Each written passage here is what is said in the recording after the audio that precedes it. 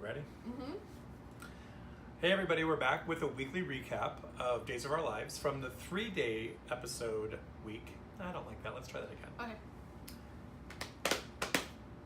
Hey everybody, we're back. We're going to do a quick recap of last week, which just had 3 episodes because of that very important French Open that had to preempt Days of Our Lives on Thursday and Friday. I know somebody won for men's and women's because I got text alerts on my phone. I did not check them, but I know somebody won, so good for them.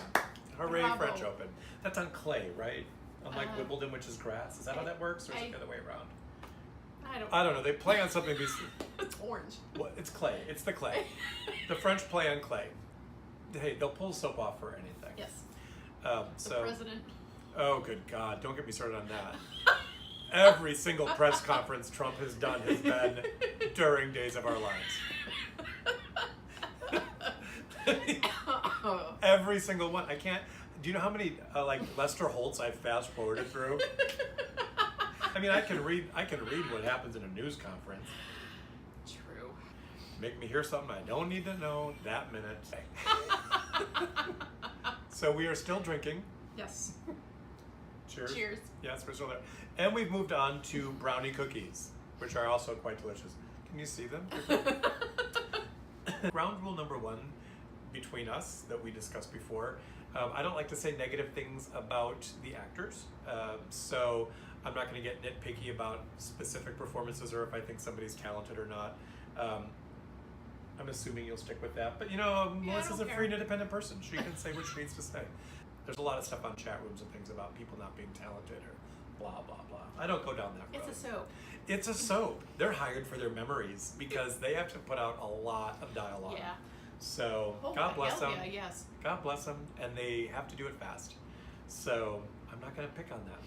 So Yeah, not last week, everybody can do it. They think it's easy, but trust me, it's I not. completely believe it. So last week, like we started with already, there was no Abigail. So 3 days, that is a big plus. Because we have had so much Abigail over the last 6 months, or whatever it's been, cannot stand it.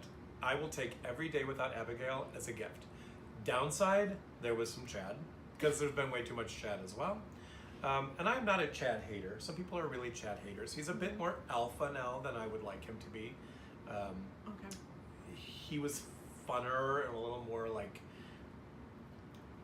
frat boy a couple of years ago. That was, you know, a little bit lighter when he and Sonny were really good pals. Now he's getting to be just a little kind of in your face. But, you know, that's that. All right, last week, I gave Melissa a rundown. We kind of fast forwarded, if you will, quickly through some episodes to get her brought up to speed. Melissa was aware of Bo and Hope. Yes, I do remember them.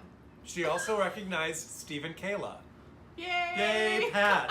She knows who Patch is. So, I mean, that's a huge start to know who some of these core people are. Yeah, I forgot it was part of the soap.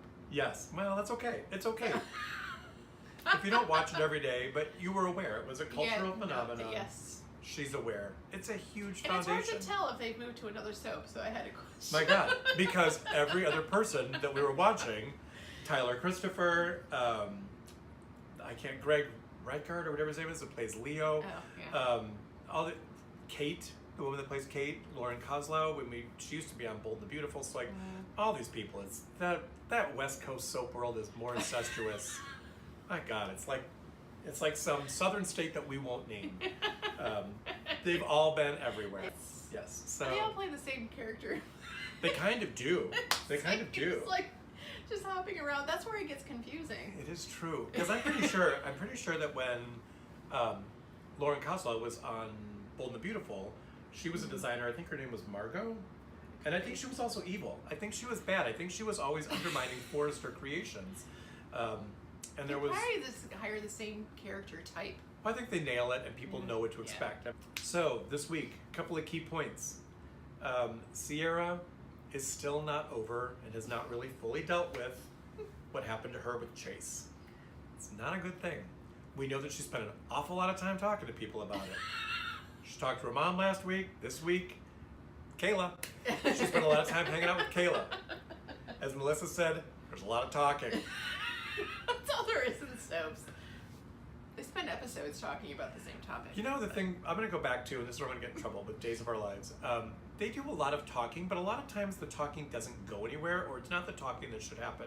Yeah. I will say in this instance, I think the conversations between Kayla and Sierra were thoughtful, thoughtfully written, let's put it that way. And they did help the story, and also it delayed Sierra enough time for Claire and Trip to get undressed and almost go all the way so that she could then walk in on them. Because if Kayla had not talked to her so much and so sincerely in a way that was helping her, she would have been home so much earlier that they would have, I mean, what? Nothing would have happened. Nothing would have happened. And maybe a couple of buttons, and they could have just, you know. They weren't with that lovely oh my God. Blanket all the swirled around. Greek tableau where they were wrapped up Who in stuff. does that? Two post-teens on, I mean, On that's a the other soap thing. opera. Teenagers. Take the time to swirl a blanket around them so you can't see You can't anything. see anything. It's like Carrie Bradshaw in Sex and the City, right? Did you ever? No, I'm going to clarify this. You know, not having really anything to base this on, but my assumption is very few women wear their bra Yeah, true. in intimate times. Why would one? Unless it's a quick, you know, in and out, and here we go. Hey, but Carrie Bradshaw, it was every time. Speaking of Sex and the City, nice thing. That was a perfect little transition there.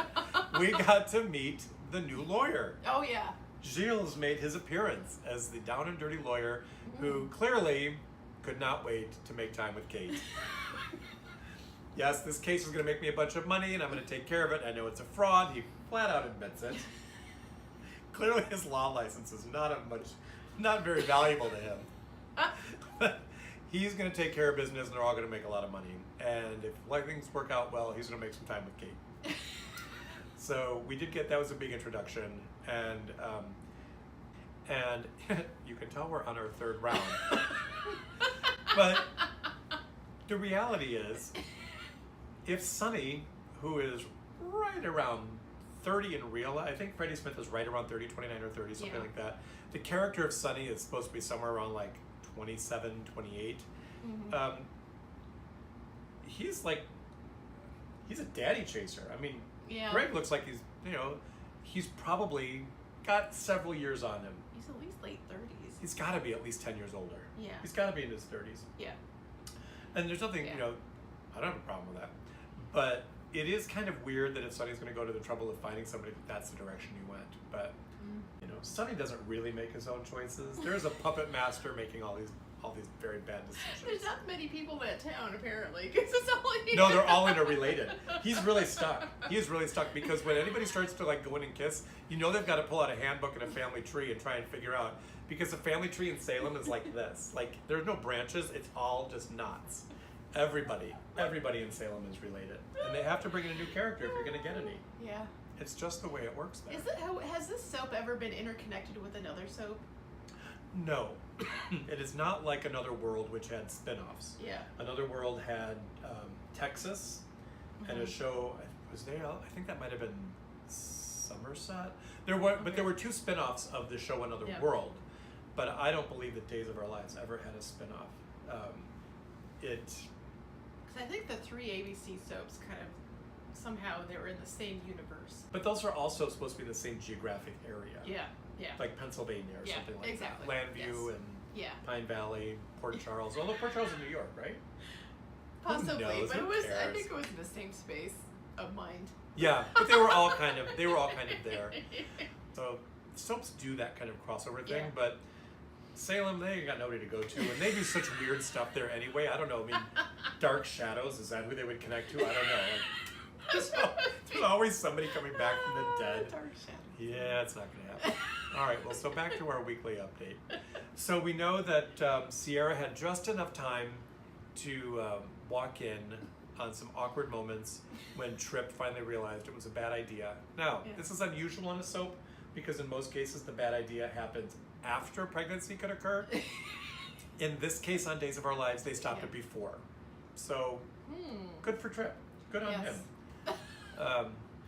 Then we got for Sierra, because she stopped it, really. Well, she did. Well, No, he had really said, no, this is wrong, and you know we shouldn't be doing this, you know. But I'm naked they sitting were next to still you. wrapped up in the height of passion. So things could have still happened. There's Yeah. truth in that.